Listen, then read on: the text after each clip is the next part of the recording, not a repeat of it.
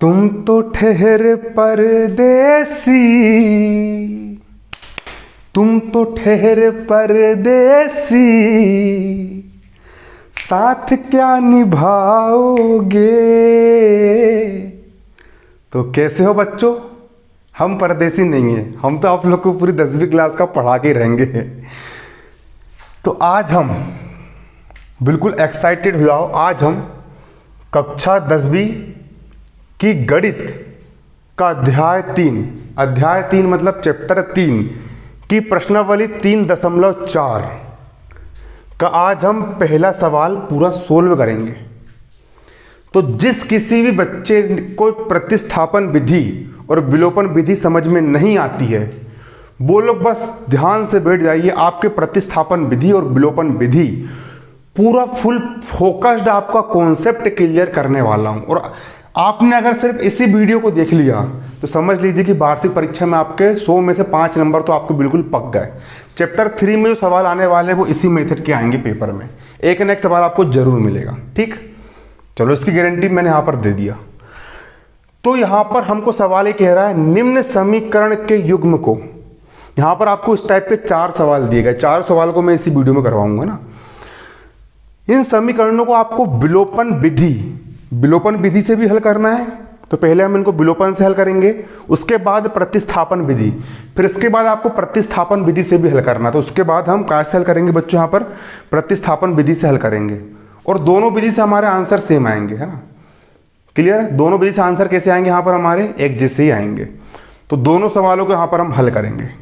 सबसे पहले हम विलोपन विधि से हल करेंगे। सबसे पहले हम किससे हल करेंगे बच्चों? विलोपन विधि। तो यहाँ पर मैं लिख देता हूँ विलोपन विधि। विलोपन विधि।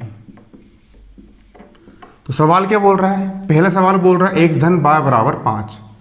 पहला सवाल है x धन y बराबर 5, 2x ऋण 3y बराबर 4, 2x ऋण 3y बराबर 4। तो पहला जो समीकरण दिया है इसको यहां पर हम समीकरण 1 नाम देंगे और दूसरा जो समीकरण दिया है इसको बच्चों हम समीकरण 2 नाम देंगे। क्लियर है? इसके बाद विलोपन विधि में सबसे पहले हमको गुणांक बराबर करना पड़ता है। यहां पर x में किसका गुणा हुआ है? किसी का गुणा नहीं हुआ, मतलब यहां पर x का गुणांक 1 है और यहां पर x में 2 का गुणा हुआ है, मतलब यहां पर x का गुणांक कितना है? 2 है। तो यहां पर x का गुणांक 1 है तो ऊपर वाले का गुणा नीचे वाले समीकरण से और नीचे वाले गुणा ऊपर वाले समीकरण से।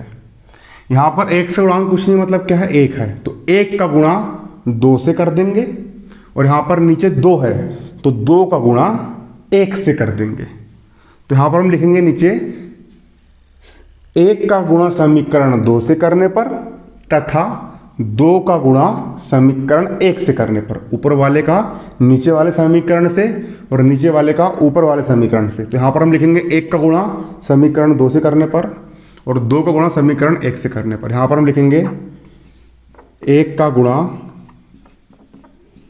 गुणा समीकरण 2 से करने पर, 1 का गुणा समीकरण 2 से, 1 का गुणा समीकरण 2 से और 2 का गुणा समीकरण 1 से करने पर तथा 2 का गुणा समीकरण 1 से करने पर तथा 2 का गुणा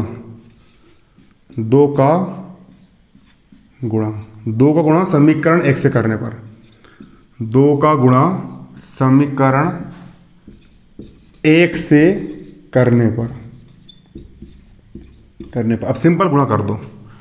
नीचे आपका 2 है तो 2 का गुणा ऊपर वाले समीकरण से, तो 2 का गुणा इससे भी होगा, 2 का इससे भी होगा और 2 का इससे भी होगा। तो 2 गुणा 1, 2 एक कम हो गया यहाँ पर आपका 2, x का हो गया x, धन का हो गया धन। अब 2 को गुणा कर देंगे y से तो यहाँ पर हो जाएगा आपका 2y बराबर का बराबर। अब 2 को गुणा कर देंगे 5 से तो 2 पंचे हो जाएगा यहाँ पर आपका 10। सिंपल है।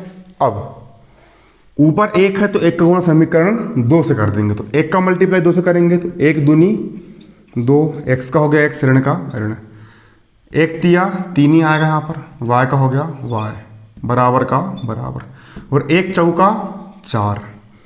अब यहाँ पर भी धन वाला चिन्ह है और यहाँ पर भी धन वाला चिन्ह। और मैंने आपको बताया था जब यहाँ पर चिन्ह सेम होते हैं, यहाँ पर भी धन यहाँ पर भी धन, तो घटा दिया जाता है, चिन्ह समान होने पर घटा दिया जाता है।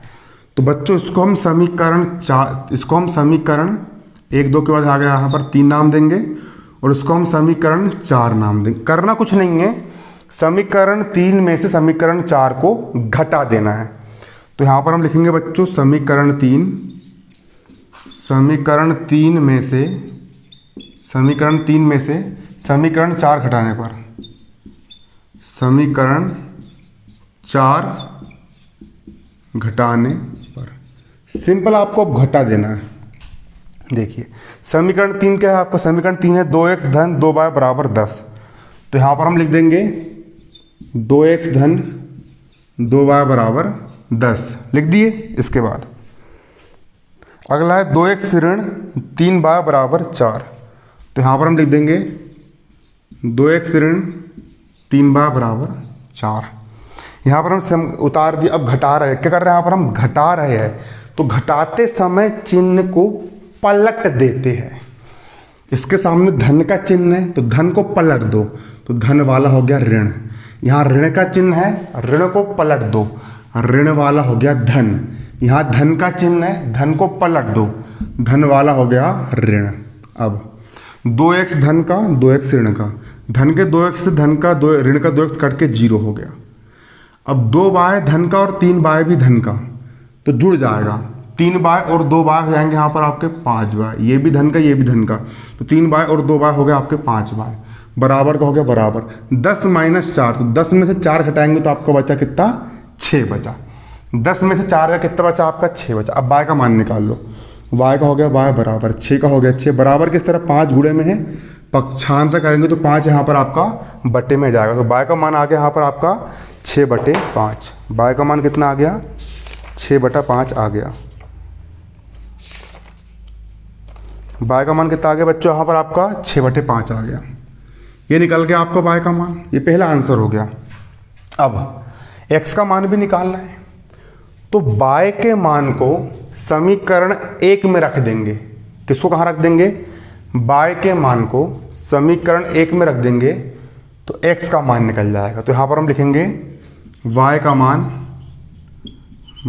मान समीकरण 1 में रखने पर, कहाँ रखने पर, y का मान समीकरण 1 में रखने पर, y का मान समीकरण 1 में रखने पर। समीकरण 1 क्या है आपका, समीकरण 1 यहाँ पर आपका ये लिखा है सिंपल। तो समीकरण 1 को जैसे का वैसे उतार लेंगे हम। समीकरण 1 का x धन y बराबर 5, इसको उतार लो, x धन y बराबर 5। अब मान रखेंगे यहाँ पर हम, है ना, अब मान रख देंगे।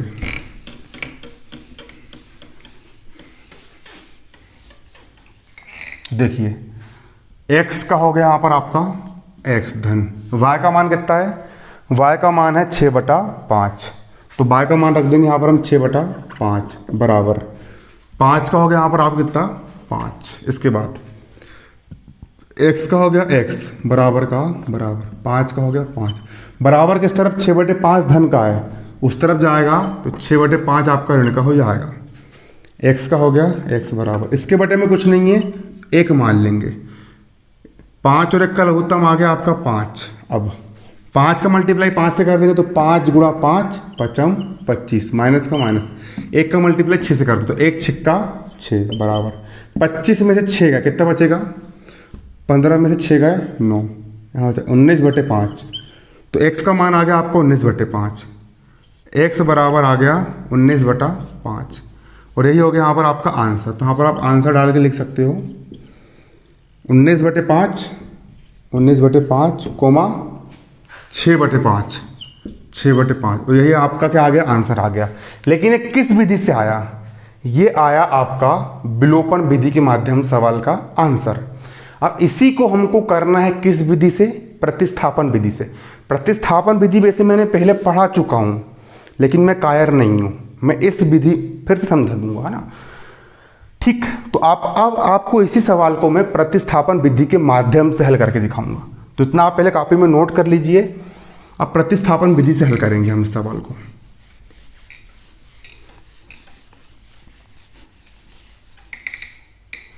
ये विलोपन विधि से हमने उसको हल करें। अब इसी को हम कहाँ से हल करेंगे, इसी सवाल को हम प्रतिस्थापन विधि के माध्यम से हल करेंगे। तो यहाँ पर मैं लिख देता हूँ प्रतिस्थापन विधि। प्रतिस्थापन विधि। अब इस सवाल को हम प्रतिस्थापन विधि के माध्यम से हल करेंगे। किस विधि के माध्यम से हल करेंगे बच्चों, प्रतिस्थापन विधि के माध्यम से हल करेंगे। तो प्रतिस्थापन विधि से हल करने के लिए ये आपका समीकरण दिया है यहाँ पर क्या, x धन y बराबर 5। इसको समीकरण 1 नाम देंगे। आपका अगला समीकरण है 2x ऋण 3y बराबर 4। यहाँ पर आपका है 2x ऋण 3y बराबर 4। इसको हम समीकरण 2 नाम देंगे। ये आपका समीकरण 1 हो गया और ये आपका समीकरण 2 हो गया। सिंपल है बस। अब समीकरण 1 या समीकरण 2 में से कोई भी एक समीकरण को लेना है। प्रतिस्थापन विधि कर रहे हैं अपन, है ना, ठीक। तो समीकरण 1 को लेके हल करेंगे। यहाँ पर मैं लिखूंगा समीकरण 1 से। यहाँ पर क्या लिखूंगा मैं, यहाँ पर लिखूंगा मैं समीकरण 1 से। समीकरण 1 से। समीकरण 1 आपका क्या दिया है, समीकरण 1 आपका दिया है x धन y बराबर 5। x धन y बराबर 5। अब यहाँ से हम x का मान निकालेंगे।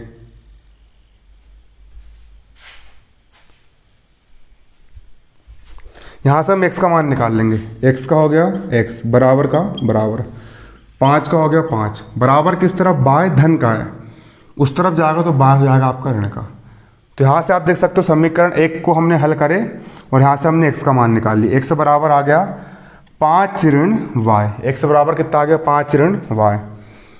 इसको हम समीकरण 3 नाम देंगे, ठीक। समीकरण 1 और 2, समीकरण 1 को हमने ले लिए, यहाँ से x का मान निकाल लिए। x बराबर आ गया 5 ऋण y। अब प्रतिस्थापन में करना कुछ नहीं, मान को प्रतिस्थापित कर देना है। तो x के मान को हमने कहाँ से निकाल के लाए, समीकरण 1 से निकाल के लाए। अब आपने कोई सामान गाड़ी से निकाला तो आप उसको घर पे रखोगे ना। तो इसी प्रकार अगर आपने x के मान को समीकरण 1 से निकाला तब इसको समीकरण 2 में रख देंगे। तो यहाँ पर लिखेंगे x का मान समीकरण 2 में रखने पर, यहाँ पर लिखेंगे हम क्या, x का मान, x का मान, x का मान समीकरण 2 में रखने पर। x का मान कहाँ रखने पर, x का मान समीकरण 2 में रखने पर। x का मान समीकरण 2 में रखने पर। अब x का मान हम कहाँ रख देंगे, x का मान समीकरण 2 में रख देंगे। समीकरण 2 क्या है आपका, 2x ऋण 3y बराबर 4। समीकरण 2 आपका यहाँ पर है 2x ऋण 3y बराबर 4। 2 का हो गया 2। x का मान कितना है, x का मान है 5 ऋण y। तो x का मान रख देंगे यहाँ पर हम 5 ऋण y, माइनस का माइनस, 3y का हो गया 3y बराबर 4 का हो गया बराबर 4, ठीक है। 2 का हो गया 2। x का मान कितना है, x का मान है 5 ऋण y। x का मान रख दिए 5 ऋण y, ऋण 3y का होगा ऋण 3y बराबर 4 का होगा बराबर 4। अब गुणा कर दो, 2 पंचे 10, ऋण का ऋण, और 2 गुणित y का हो गया यहाँ पर आपका 2y, माइनस का माइनस, 3y का हो गया आपका 3y बराबर 4 का हो गया बराबर 4। 2 का मल्टीप्लाई पूरे कोष्टक से हो रहा, 2 पंचे 10, ऋण का हो गया ऋण, 2 गुणित y का हो गया 2y, ऋण 3y का हो गया ऋण 3y बराबर 4 का बराबर 4। सिंपल मान रख दिया मैंने। अब 10 का हो गया 10, ये भी ऋण का, ये भी ऋण का। तो गणित का नियम होता है ऋण ऋण वाली संख्या आपस में जुड़ती है और ऋण का चिन्ह आता है। तो 2y और 3y हो जाएगा यहाँ पर आपका 5y, ये भी ऋण का, ये भी ऋण का, तो ऋण का 5y बराबर 4 का हो गया बराबर 4। ऋण ऋण वाली संख्या आपस में जुड़ती है और ऋण का चिन्ह आता है। ऋण 5y का हो गया यहाँ पर आपका ऋण 5y बराबर का बराबर 4 का हो गया 4। बराबर किस तरफ, 10 धन का है, उस तरफ जाएगा तो 10 हो जाएगा आपका ऋण का। अब ऋण 5y का हो गया ऋण का 5y बराबर 10 में से 4 गए 6 बचा। बड़ी संख्या ऋण की है तो यहाँ पर चिन्ह आएगा ऋण का। अब y का मान निकाल लो। y का हो गया यहाँ पर आपका y बराबर का बराबर, बराबर का हो गया यहाँ पर आपका बराबर, गेट बंद कर देता हूँ।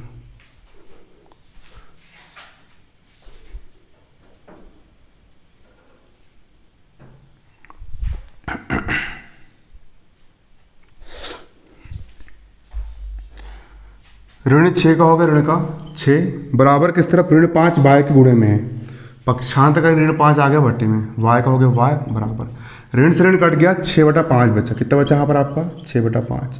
उस समय y का मान 6/5 आया था। ये हो गया आपका पहला आंसर, y का मान हमने निकाल लिए। अब x का मान निकालना है, कुछ नहीं करना, y के मान को समीकरण 1 में रख दो तो आपके x का मान निकल जाएगा। तो यहाँ पर हम लिखेंगे y का मान समीकरण 1 में रखने पर, है ना। तो यहाँ पर हम क्या लिख देते हैं बच्चों, यहाँ पर हम लिख देंगे इसके नीचे y का मान समीकरण 1 में रखने पर, y का मान समीकरण 1 में रखने पर, समीकरण 1 में रखने पर। समीकरण 1 क्या है? समीकरण 1 है आपका x धन y बराबर 6। तो यहाँ पर उतारता हूँ मैं x धन y बराबर 6, रख दो मान, अब मान रख दो, है ना। x का हो गया यहाँ पर आपका x धन y का मान कितना है? y का मान है 6/5, y का मान रख दी 6/5 बराबर 6 का हो गया यहाँ पर आपका 6 का यहाँ पर क्या हो गया आपका 6 हो गया।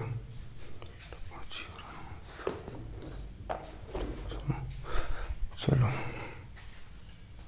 ठीक है। अब x का हो गया x बराबर 6 का हो गया 6 बराबर किस तरफ, सॉरी x धन y बराबर 5 है। यहाँ कितना 5 है, यहाँ कितना आपका 5 का हो गया 5 बराबर किस तरफ 6/5 धन का है, उससे 6/5 हो गया आपका ऋण का। इसके बटे में कुछ नहीं, यहाँ पर हमने 1 मान लिया। जिसके बटे में कुछ नहीं होता वहाँ पर क्या होता है 1 होता है। x का हो गया x बराबर का बराबर 5 और 1 का लघुत्तम आ गया आपका 5। अब 5 गुणित 5 5 25 माइनस का माइनस और 1 छिक्का 6, 25 में से 6 गए 19/5। ये हो गया आपका आंसर, x बराबर 19/5 और y बराबर 6/5 और ये हो गया बच्चों यहाँ पर आपका आंसर।